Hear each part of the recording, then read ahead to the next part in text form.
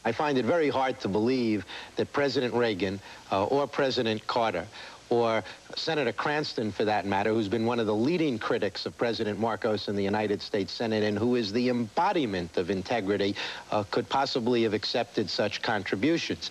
One can't preclude the possibility that they may have been given to their campaigns in a fashion that the individuals involved had no knowledge of. But at the moment, all we have is a document which lists some names and numbers, and it's not at all clear that it is, in fact, an authentic representation. $10 each for the Reagan and Carter campaigns in 1980. Also $10,000 to California Senator Alan Cranston. However, here on Good Morning America, Congressman Stephen Solars and Filipino Senator Jovito Salanga expressed doubt.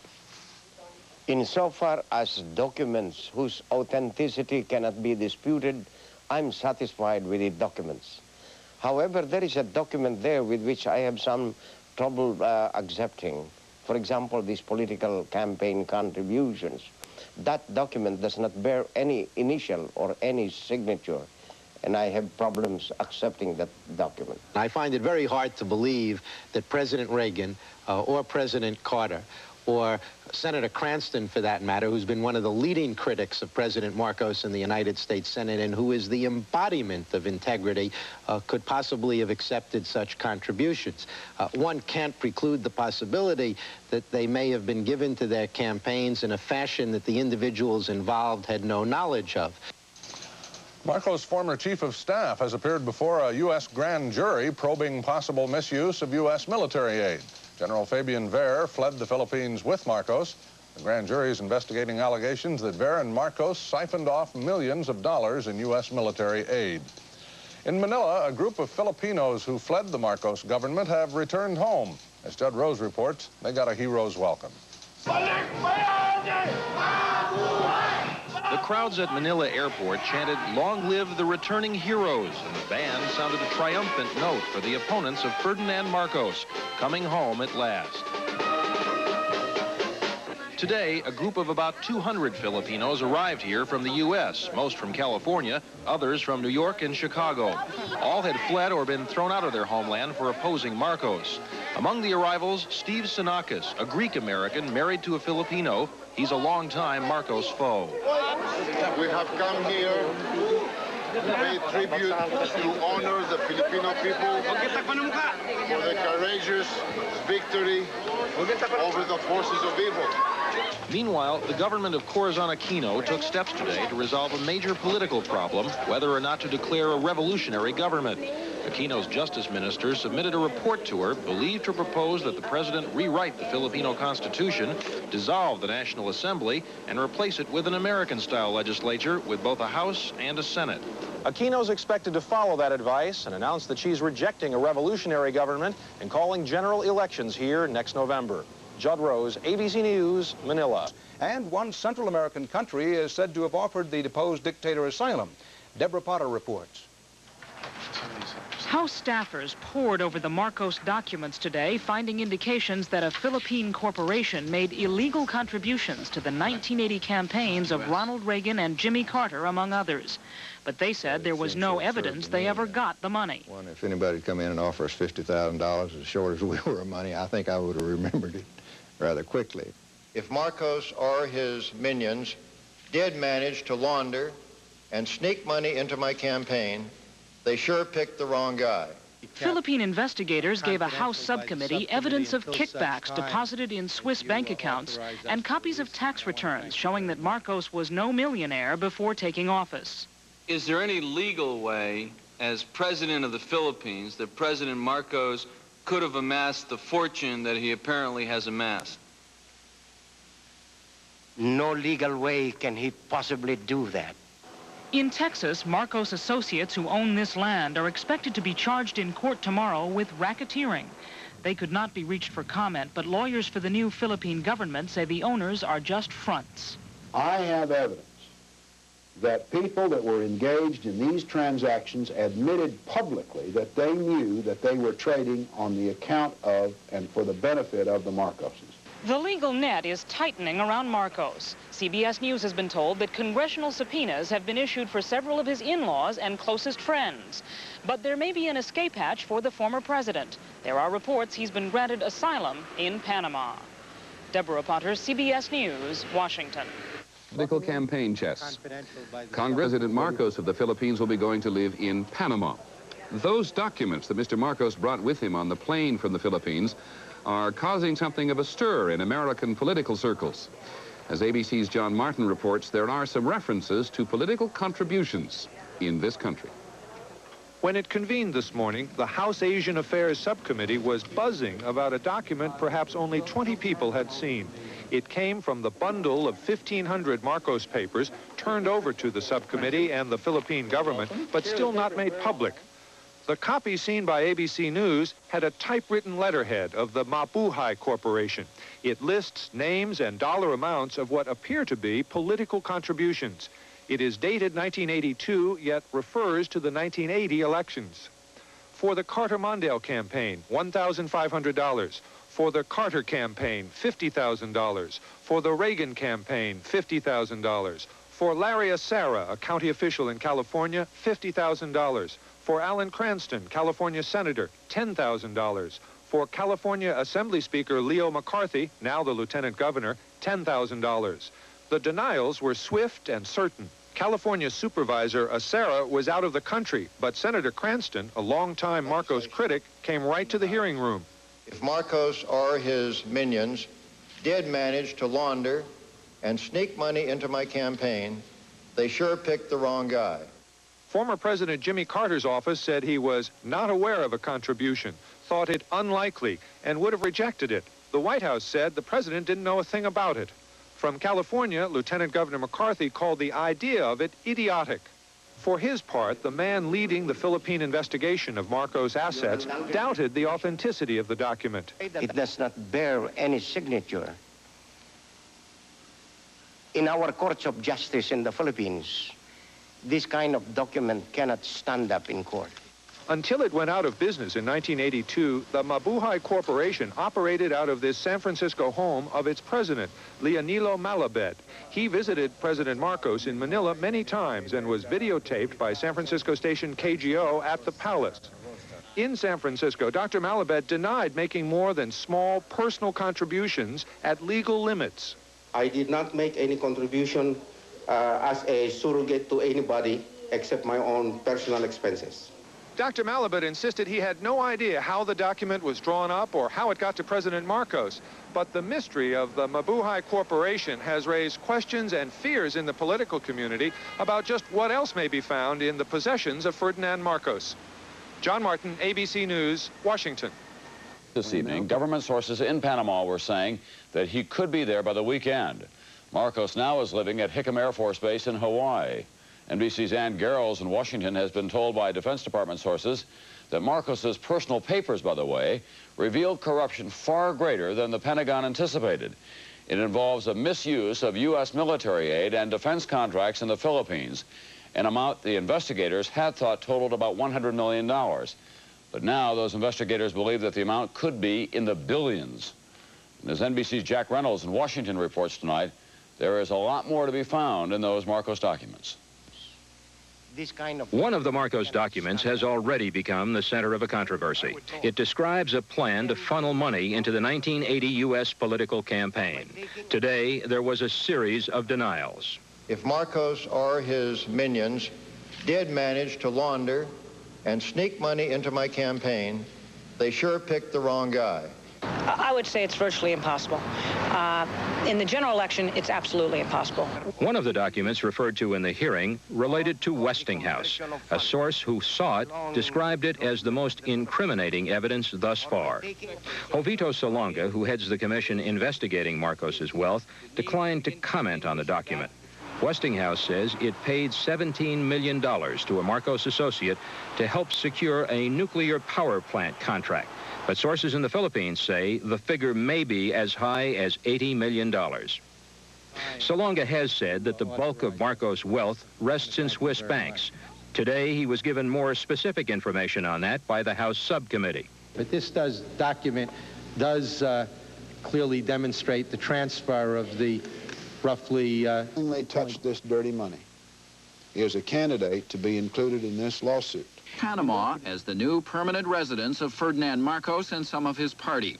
Officials say that Marcos and his family could move to Panama as soon as this weekend, unless there is some last-minute breakdown in the agreement. Marcos has been living at Hickam Air Force Base in Hawaii since coming to the U.S. from the Philippines and has expressed growing unhappiness with how he has been treated. Marcos wanted diplomatic immunity from U.S. court actions, something the Reagan administration refused to grant him. U.S. officials were reluctant to talk about the Panama deal, which American diplomats helped to negotiate, for fear that publicity would ruin it, as was the case with delicate negotiations with Spain several days ago. The Panamanian government, however, has a history of providing safe haven to deposed leaders. In 1979, for example, the U.S. convinced Panama to provide the Shah of Iran with a home when no other country would take him. Now it appears that Ferdinand Marcos will follow in the Shah's footsteps, not by going to the country of his first or second choice, but by going to one of the few places that will have him. John McWethy, ABC News, the State Department. In other news, President Reagan and Canada's Prime Minister Mulroney have endorsed a program to combat acid rain. It calls for a $5 billion program.